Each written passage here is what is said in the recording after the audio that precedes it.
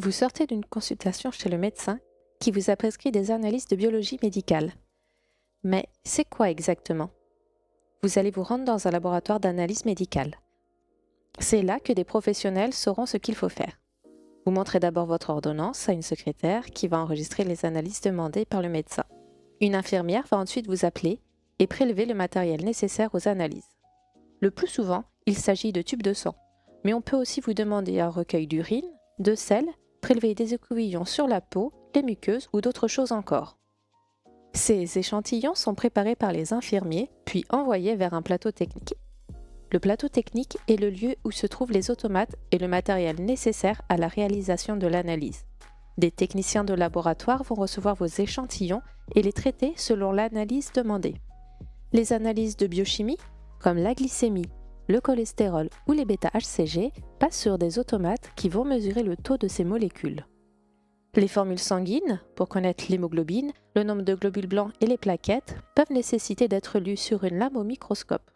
Certaines analyses sont encore plus manuelles, avec des mises en culture qui prennent quelques jours pour les recherches de bactéries, ou encore des analyses de génétique comme le karyotype, qui peuvent prendre quelques semaines.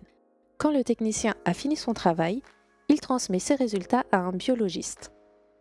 La validation par le biologiste est la dernière étape de cette chaîne. Il a pour rôle de s'assurer que le résultat est cohérent.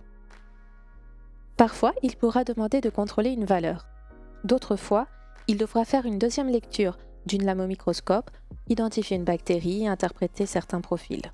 S'il juge que tout est bon, il valide les résultats et vous le recevez via le compte-rendu. Dans certains cas, le biologiste appellera le prescripteur, voire vous directement, s'il juge qu'un risque vital met en jeu votre santé et que vous devez vous rendre aux urgences. Et voilà, vous avez vos résultats. Vous pouvez revoir votre médecin pour peut-être adapter votre prise en charge. Au final, la biologie médicale, c'est une spécialité qui aide les cliniciens à comprendre comment réagit votre corps en mesurant différents paramètres qui aideront à poser un diagnostic ou à suivre certaines pathologies. C'est un acteur essentiel dans le suivi de votre santé. À très bientôt pour en apprendre plus sur la biologie et la génétique.